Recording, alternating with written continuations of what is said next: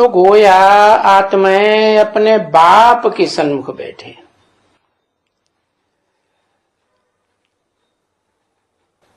ठीक है ना बच्चे? जरूर कहेंगे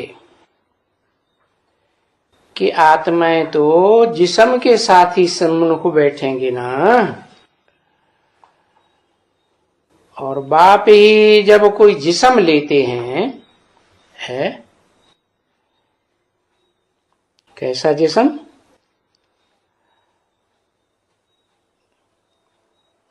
उधार वाला या अपना? अपना तो उनको होता ही नहीं है। उधार लेते हैं तब सन्मुख बैठे हैं। तो किसका तन उधार लिया? 67 में है। और प्रजापिता 67 में था क्या? ज्ञान में आया था क्या? है नहीं आया था। फिर कैसे कह दिया सन्मुख बैठे? है प्रजापिता ब्रह्मा भी रूहानी बाप ठहरा। हाँ, इमर्ज किया।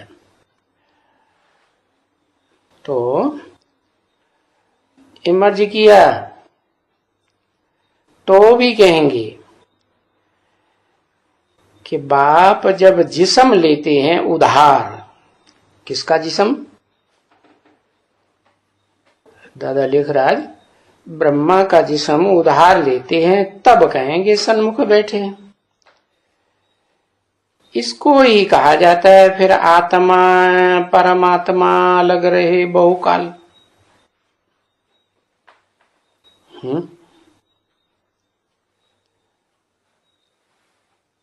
आत्माएं परमात्मा अलग रहे बहुकाल।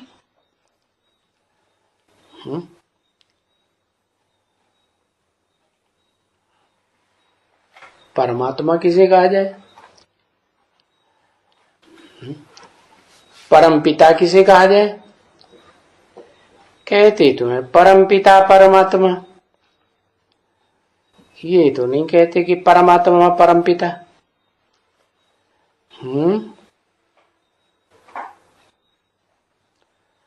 हाँ, तो जिसका परम पार्ट है षष्ठी रूपी रंगमंच बन रहा है, बड़ा परम माने बड़ा, परे ते परे, तो उसको कहेंगे परमात्मा। अलग रहे बहुकाल। बहुकाल अलग रहे का मतलब क्या हुआ? कितना अलग रहे है? ये तो सन 67 चल रहा है, सन 67 की वाणी है। कल्प पूर्व की बात है, सन 36 की बात नहीं है। 1936 की बात नहीं, 36-37 जब बॉम्ब मंडली शुरू हुई है, क्योंकि उस समय तो है ये परिचय ही नहीं किया दिया जाता कि आत्मा का रूप क्या है और परम पिता का रूप क्या है, परमात्मा किसे कहा जाता है। ये तो जब ब्रह्मा के तन में आए तब पता चला। तो अभी तुम बच्चे समझ गए कि परम पिता परमात्मा को तो ऊंचे से ऊंचा बाप कहा जाएगा है। अब यहां दोनों शब्द लगा दिए, परम पिता भी लगा दिया और परमात्मा भी लगा दिया है। क्यों?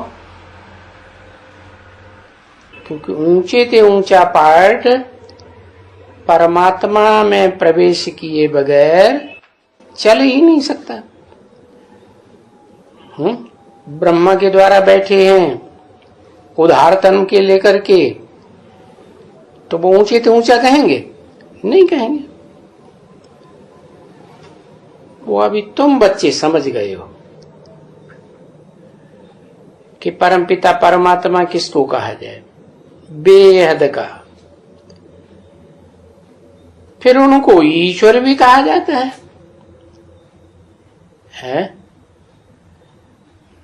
उनको क्यों, मुझको क्यों नहीं, हमको क्यों नहीं?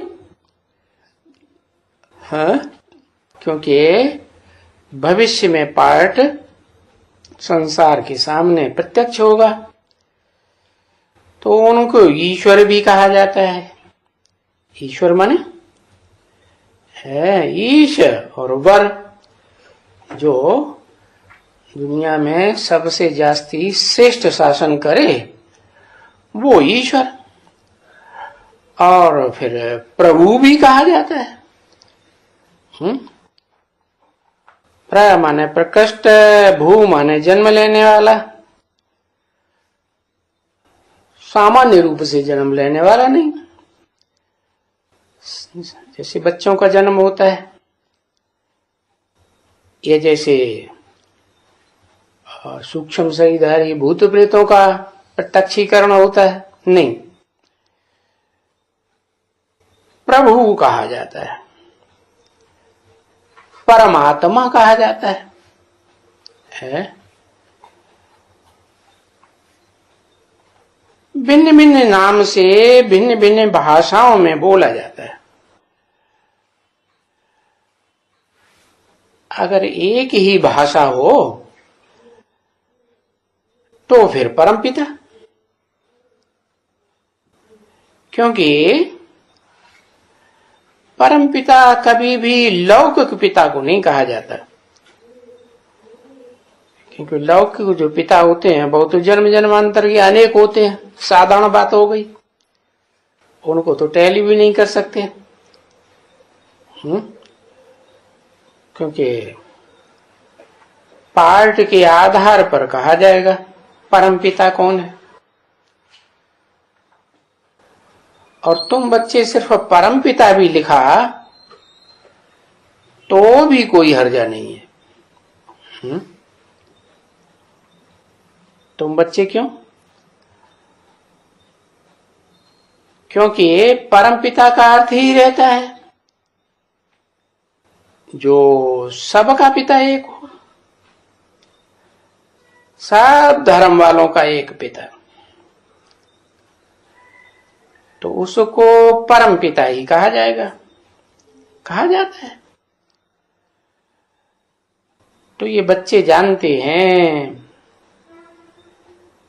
कि हम परम पिता के साथ बैठे हैं। या फिर परमात्मा उड़ा दिया। बच्चे जानते हैं कि इसके साथ बैठे हैं अभी, परम पिता के साथ या परम पिता परमात्मा के साथ, दोनों के साथ, एक के साथ बैठे हैं, परम पिता के साथ, क्योंकि वो है आत्माओं का बाप है, जिसका कोई बाप नहीं।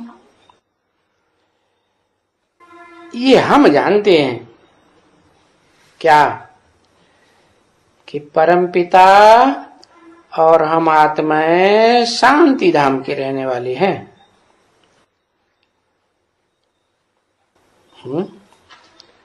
हम जानते हैं माने कौन जानते हैं?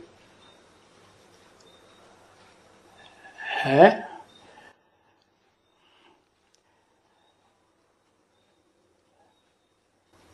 यहाँ परमात्मा शब्द नहीं जोड़ा।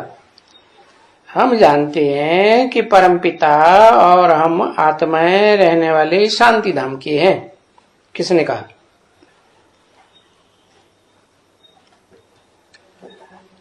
हाँ, ब्रह्मा बाबा ने कहा। हम क्यों कहा कि परमपिता भी और हम आत्माएं बच्चे भी शांति धाम में हैं, रहने वाले हैं, और यहां पाठ बजाने आते हैं। यहां मैंने कहा इस षष्ठी पर पार्ट बजाने आते हैं, माने इस षष्ठी के रहवासी नहीं है सदाकाल। सदाकाल इस सृष्टि के रहवासी कौन होंगे? है अकेला परमात्मा। अरे परमात्मा ने परम पार्टधारी माने हीरो पार्टधारी, तो वो अकेला ही सृष्टि पर पार्ट बजाता है क्या? है नहीं। वो तो जो भी रुद्रमाला के मणके हैं, रुद्र के बच्चे हैं, आत्मिक स्थिति वालों की यादगार बनी है रुद्राक्ष माला, जिसमें छिलका नहीं होता, दिखाते हैं ऐसे। तो यहाँ पार्ट बजाने आते हैं कौन? रुद्रमाला के मणके पार्ट बजाने आते हैं, या रुद्रमाला के अलावा जो सतयुग से जन्म लेते हैं, राधा कृष्ण के जन्म लेने के साथ साथ या बाद में, वो आते हैं? कौन आते हैं शांति धाम से पार्ट बजाने के लिए? आते हैं है वही जो कहा जाता है 16 कला संपूर्ण कृष्ण राधा, और उनके साथ जो भी आते हैं पार्ट बजाने, वो सब कहां से आते हैं? इस दुनिया में रहते हैं, इस दुनिया से बाहर पार्ट बजा के आते हैं।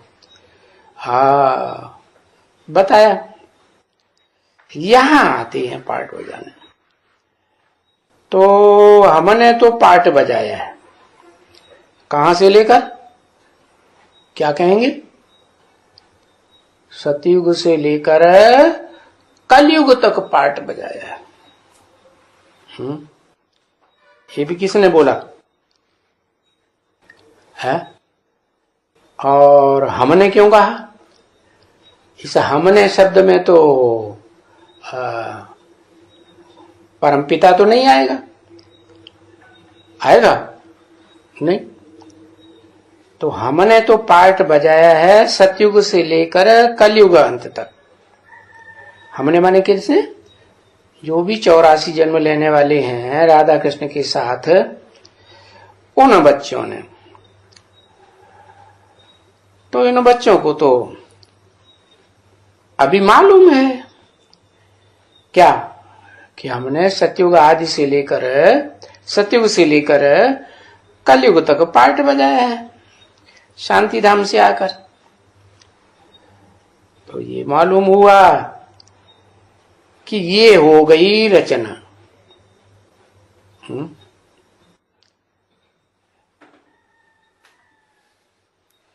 कहां से कहां तक की रचना हो गई है? राधा कृष्ण के जन्म से लेकर के और कलयुग के अंत तक जितने भी उतरते हैं वो सब हो गई रचना। और बाकी फिर कौन रह गया जिसको कहें रचयिता है? ये तो हो गई रचना, जो चारों युगों में पार्ट बजाते हैं। हाँ, तो रचयिता जो कहेंगे वो इनको रचयिता नहीं कहेंगे है? सतयुग से जन्म लेने वाले जो हैं, सतयुग आदि से पहले जन्म से, उनको रचना कहेंगे। और उनके साथ साथ जो भी आते हैं इस षष्ठी रूपी रंगमंच पर कलयुग के अंत तक, वो सबको क्या कहेंगे? रचना कहेंगे। फिर रचयिता कौन? रचयिता ने समझाया है, माने हम रचना ने नहीं समझा है। जो सतयुग आदि से, जो सतयुग से राधा कृष्ण से लेकर के जन्म लेने वाले और उनके बाद जो कलयुग अंत तक जन्म लेकर के इस षष्ठी पर आते हैं, कहां से? शांति धाम से आते हैं। उन्होंने नहीं समझाया, समझाने वाला अलग और समझने वाले ये नंबरवार हो गए अलग। तो रचयिता ने हमको समझाया है। रचयिता ने समझाया है माने एक ने समझाया है,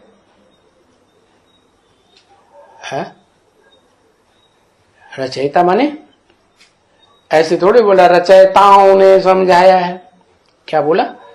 रचयिता ने समझाया है कि तुम बच्चों ने, तुमको कोई आगे मालूम था है? क्या बात मालूम थी? कि हमने कोई 84 का चक्कर लगाया है। पहले तो भक्ति मार्ग में यही समझते थे 84 लाख योनियों में चक्कर लगाते हैं, आगे तो मालूम ही नहीं था। तो रचना को यानी बच्चों को मालूम ही नहीं था। ये सब क्या हो गए? 16 कला संपूर्ण सतयुग से लेकर के कलयुग के अंत तक आने वाली जो भी आत्माएं हैं वो सब रचना हो गई, बच्चे हो गए। उनको नहीं मालूम था कि इन्होंने कोई 84 का चक्कर लगाया है। इन्होंने माने कौन ने? इन्होंने की तरफ बोला और किसने बोला?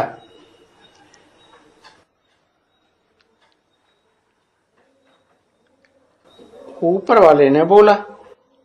इन्होंने माने किन्होंने चक्कर लगाया 84 का?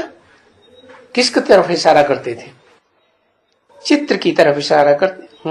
इन्होंने कहेंगे ब्रह्मा के लिए, इसने ब्रह्मा के लिए कहा होता तो कहते इसने, तो कहा इन्होंने। इन्होंने माने हाँ, लक्ष्मी नारायण की तरफ इशारा किया कि इन्होंने कोई 84 जन्म का चक्कर लगाया है, बच्चों को नहीं मालूम था। तो अभी तुम बच्चों को है, तुम बच्चों को अभी तुम्हारे से ही बात करते हैं ना, क्या इनसे बात नहीं करते? किनसे? ब्रह्मा से या ब्रह्मा के जो पक्के फॉलोअर्स हैं उनसे नहीं बात करते हैं। बाप कहते हैं जो 84 जन्म लगाया होगा चक्कर, सूर्यवंशी घराने के होंगे। पीछे ये तो समझाई दिया है कि सभी ने तो 84 का चक्कर नहीं लगाया। राधा कृष्ण के बाद पहली पीढ़ी के बाद सतयुग में जो दूसरी तीसरी अगली पीढ़ी के आएंगे है, वो तो 84 जन्म नहीं लेंगे, उनके जन्म कम हो जाएंगे। कुछ न कुछ फर्क जरूर रहता है। हाँ, आते हैं जो पीछे पीछे आते हैं। क्या कहां से आते हैं? परम धाम से भी 84 जन्म लेने वाले जो हैं उनके पीछे पीछे आते हैं और जाते हैं। आते भी हैं पीछे पीछे, और जब जाने का नंबर लगेगा महाविनाश काल में, कलयुग के अंत में, तो वो पीछे ही पीछे आते हैं, पीछे ही पीछे जाते हैं। अभी इनका बैठ करके हिसाब करें। क्या क्या हिसाब करें कि कौन कौन है, कितने कितने जन्म लेते हैं, और कौन पहले आते हैं, कौन बाद में आते हैं, और कौन पीछे पीछे जाते हैं, पीछे पीछे आते हैं। तो इसमें तो मेहनत चाहिए, क्योंकि ये तो बात हो गई मैथमेटिक की, हिसाब लगाना पड़ेगा कि कितने कब आते हैं, कहां आते हैं, कौन पीछे पीछे आते हैं, और कितने आगे आगे आते हैं। तो यहां तो अपना 84 जन्म को ही समझना है। 84 का चक्कर कैसे लगता है?